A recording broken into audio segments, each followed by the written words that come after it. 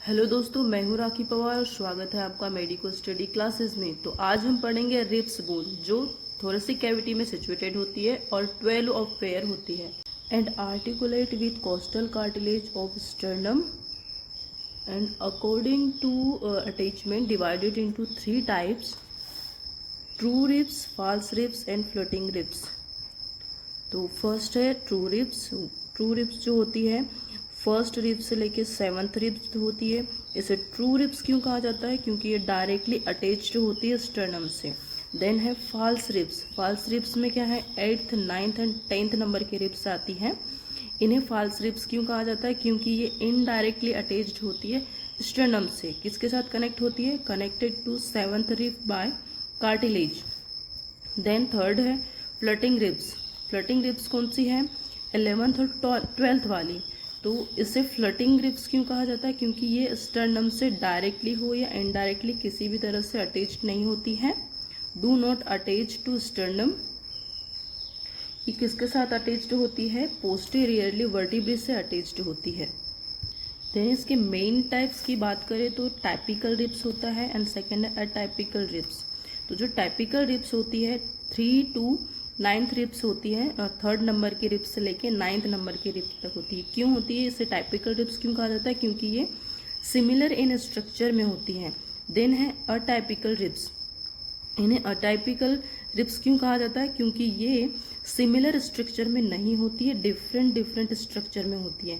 Then इनके number है first ribs, second ribs, 10th number के ribs, 11th and 12th ribs. This is a typical ribs जो similar structure में है and this is a typical ribs जो different structure में है। First ribs, second ribs and this is 11th ribs, 12th ribs, जिन्हें हम floating ribs भी बोलते हैं। देन अब जानते हैं टाइपिकल रिब्स के बारे में। इसमें एक एंड होता है, एक शाफ्ट होता है और बॉर्डर होता है और एंगल ऑफ रिब होता है। तो एंड के बारे में देखें तो इसमें एंटीरियर स्टर्नल एंड होता है और एक होता है पोस्टीरियर वर्टिब्रल एंड। तो एंटीरियर स्टर्नल एंड जो होता है वो आर्टिकुलेट विथ कोस्टल कार्टिलेज। ये anteriorly coastal cartilage of sternum से आर्टिकुलेट करता है। देन बात करें पोस्टीरियर वर्टिब्रल एंड की, तो इसमें एक हेड होता है, एक नेक होता है और एक ट्यूबरकल होता है। हेड में अपर फेशिट और लोअर फेशिट होता है, एक नेक प्रेजेंट होता है और एक होता है ट्यूबरकल। ट्यूबरकल किससे आर्टिकुलेट करता है? ट्रांसवर्स प्रोसेस ऑफ वर्टिब्रे से आर्टिकुलेट करता है। ट्यूबरकल में भी क्या होता है? लेटरल ट्यूबरकल होता है और मीडियल ट्यूबरकल होता है। तो लेटरल ट्यूबरकल और मीडियल ट्यूबरकल में से मीडियल ट्यूबरकल ट्रांसवर्स प्रोसेस के साथ आर्टिकुलेट करता है। देन लेटरल ट्यूबरकल जो होता है नॉन आर्टिकुलेट विथ वर्टिब्री, ये वर्टिब्री के साथ आर्टिकुलेट नहीं करता है। इन डायग्राम से समझते हैं। ये है हमारे 6th नंबर की रिब्स एंड ये है हमारे 8th नंबर की रिब्स जो अटाइपिकल रिब्स है। वैसे तो 3rd नंबर की रिब्स से लेके 9th नंबर के रिब्स तक के जो रिब्स होती है वो टाइपिकल रिब्स होती है और ये सिमिलर इन स्ट्रक्चर में होती है। ठीक है। देन इसमें हम क्या पढ़ रहे थे पोस्टीरियर वर्टिब्रल एंड में कि इसमें एक हेड होता है, हेड में एक अपर फेसिट होता है, एक लोअर फेसिट होता है, इसका एक नेक होता है। देन इसमें क्या होता है? ट्यूबरकल होते हैं, एक मीडियल ट्यूबरकल होता है और एक लैटरल ट्यूबरकल होता है। तो ये हो गया मीडियल ट्यूबरकल। देन ये है मीडियल ट्यूबरकल एंड ये है लैटरल ट्यूबरकल जो आउटर साइड में है। तो इसमें जो मीडियल ट्यूबरकल होता है ये किसके साथ आर्टिकुलेट करता है? वर्टिब्रे की ट्रांसवर्स प्रोसेस के साथ आर्टिकुलेट करता है। देन जो लेटरल ट्यूबरकल होता है ये आर्टिकुलेट नहीं करता है वर्टिब्रे के साथ। देन नेक्स्ट है साफ्ट। साफ्ट में आउटर सरफेस होती है और एक इनर सरफेस होती है। तो आउटर सरफेस डाउनवर्ड जाती है laterally and inner surface smooth होती है, उसमें कोस्टल ग्रूव्स प्रेजेंट होते हैं जिनसे नर्व्स एंड वेसल्स होकर जाती है। नेक्स्ट है बॉर्डर। बॉर्डर में upper border and lower border होता है। जो अपर बॉर्डर होता है वो थिक होता है एंड लोअर बॉर्डर होता है वो शार्प होता है। देन एंगल ऑफ रिब्स जो है वो 5 सेंटीमीटर लेटरल टू ट्यूबरकल जाती है। देन डायग्राम से समझे तो ये है हमारी शाफ्ट। तो शाफ्ट में क्या बोला था मैंने, इसमें कोस्टल ग्रूव्स होते हैं जिनसे होकर नर्व्स और वेसल्स जाती हैं। इस तरह से कोस्टल ग्रूव्स होते हैं बने हुए, है ना, जो इनर सरफेस में होते हैं। ये जो दिखाई दे रही ये आउटर सरफेस है सारी, देन इसके पीछे है वो इनर सरफेस है। इसमें इस तरह से कोस्टल ग्रूव्स बने होते हैं जिनसे नर्व्स और वेसल्स होकर पास होती है, यहाँ से गुजरती है, ठीक है। देन इसी के बीच में, इन ग्रूव्स के बीच में क्या होता है कि स्केलेंस ट्यूबरकल होता है।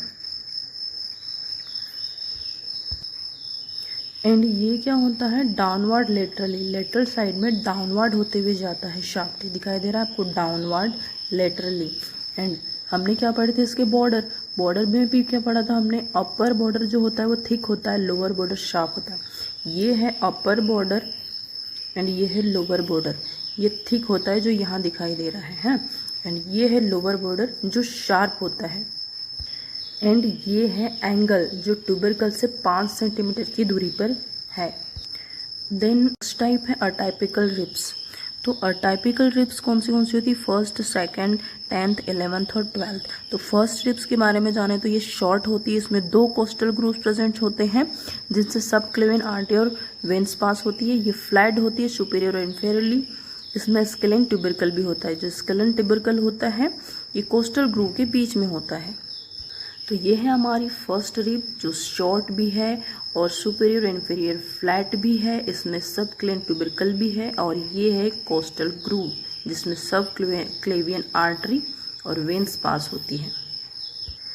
देन नेक्स्ट है सेकेंड रिब। इसकी लेंथ होती है ट्वाइस ऑफ फर्स्ट। इसकी लेंथ जो होती है फर्स्ट रिब से डबल होती है। इसकी जो आउटर सरफेस होती है वो रफ ट्यूबरकल, इसमें जो ट्यूबरकल होता है रफ होता है। Only single facet on head, single facet he present होता है इसके हेड में।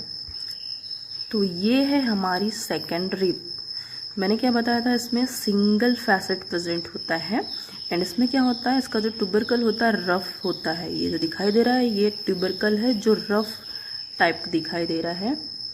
देन इसकी लेंथ जो होती है फर्स्ट रिब से डबल होती है। देन नेक्स्ट है 10th नंबर की रिब्स। ये शॉर्ट होती है, only single facet on head. इसमें भी क्या होता है, ये भी शॉर्ट होती है और इसमें एक ही हेड प्रेजेंट होता है। देन नेक्स्ट है 11th and 12th ribs. 11th और 12th रिब्स होती है वो, इनका एंड जो होता है वो पॉइंटेड होता है और इसमें सिंगल फेसेट प्रेजेंट होता है। Then neck and tubercle are absents होते हैं इसमें। 11th angle and costal groove are poorly marked. 12th absent of angle and costal grooves. क्या बोला है डायग्राम से समझते हैं। 11th और 12th रिब्स जो होती है इसके जो एंड है ये पॉइंटेड है, दिखाई दे रहे हैं पॉइंटेड। देन इसमें क्या होता है, सिंगल फेसेट होता है। देन 11th रिब में भी सिंगल फेसेट है, 12th में भी सिंगल फेसेट है, ठीक है। देन क्या बोला है, neck and tubercle are absent. Neck भी प्रेजेंट नहीं है और ट्यूबरकल भी यहाँ कहीं दिखाई नहीं दे रहा है, ठीक है। देन क्या बोला है, कोस्टल ग्रूव पुअरली मार्केट बोल रहा है किसमें, 11th रिब में। इसमें जो कोस्टल ग्रूव है ये पुअरली दिखाई दे रहा है यहाँ पे, है ना। देन 12th में क्या बोला है, कोस्टल ग्रूव एब्सेंट ही है, प्रेजेंट है ही नहीं। एंड मैं दोबारा बता दूं कि एंटेरियर स्टर्नल एंड जो होता है ये है एंटेरियर स्टर्नल एंड। देन जो पोस्टीरियर वर्टिब्रल एंड होते हैं वो ये है पोस्टीरियर वर्टिब्रल एंड। ये जो पोस्टीरियर वर्टिब्रल एंड होते हैं ये आर्टिकुलेट करते हैं वर्टिब्री की ट्रांसवर्स प्रोसेस के साथ में। ये है हमारी वर्टिब्री एंड देन ये है हमारा वर्टिब्रल कॉलम। तो वर्टिब्रल कॉलम में और वर्टिब्री में ये जो दिखाई दे रही है एक प्रोसेस ये है ट्रांसवर्स प्रोसेस। इसके साथ में पोस्टीरियर वर्टिब्रल जो एंड होता है आर्टिकुलेट करता है। एंड पोस्टीरियर वर्टिब्रल एंड जो है ये कुछ इस तरह से यहाँ पर आर्टिकुलेट करता है ट्रांसवर्स प्रोसेस के साथ में। आई होप आपको इतना समझ आया होगा।